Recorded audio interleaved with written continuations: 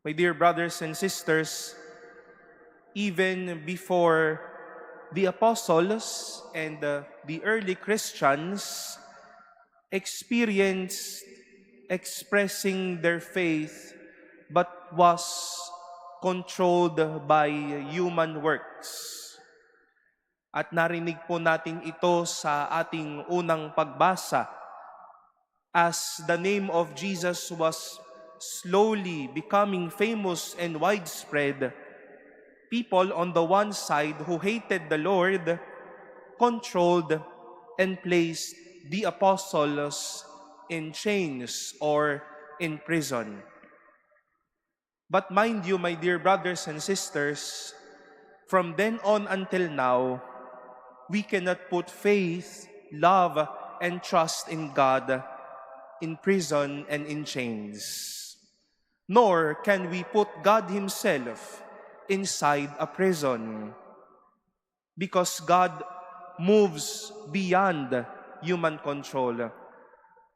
And with that, God sent angels to the apostles to free these apostles, to make them free again, and preach about this thing we all call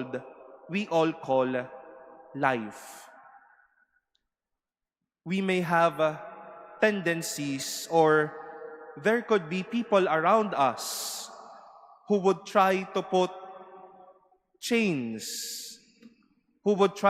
into chains and prison love of God and faith in God. At aram niyo po, ramdam na ramdam natin ito sa mga lugar o sa mga taong ginagalawan po natin. Ito yung mga taong, for example, ayaw tayong pasimbahin.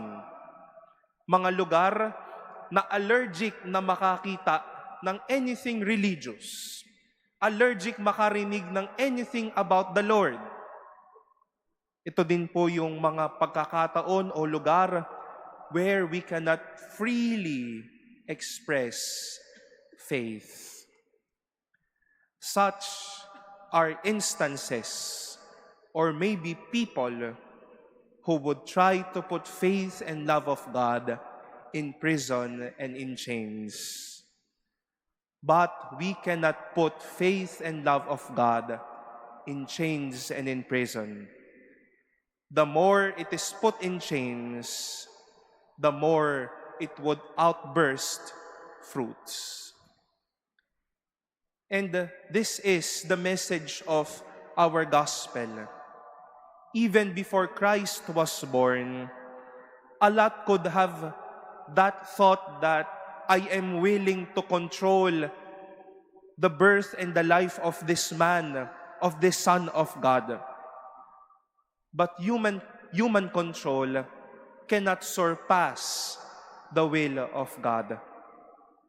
Madami man pong ayaw o madami man pong gustong pumigil sa kapanganakan ng ating Panginoon, God so loved the world that He gave His only begotten Son.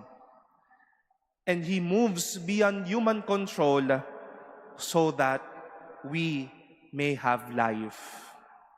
And that is the reason why God can outdone human control for us to have life.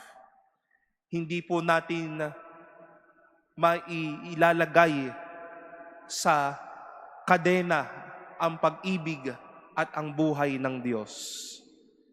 Dahil ang gusto ng pag-ibig ng Diyos, isugo tayo sa bawat isa, isugo ito sa bawat isa, at magkaroon tayo ng buhay. My dear brothers and sisters, God moves, God gives life beyond the human control. We cannot put faith and love of God in prison and in chains. Gusto ng Diyos na kumawala sa mga ito na magpapatinag at magkakadena sa mga nagbabawal sa ating ipahayag ang kanyang pag-ibig at ang ating pananampalataya. God moves beyond human control so that there is life, there is happiness, and there will always be that Savior who will bring us life in all its fullness.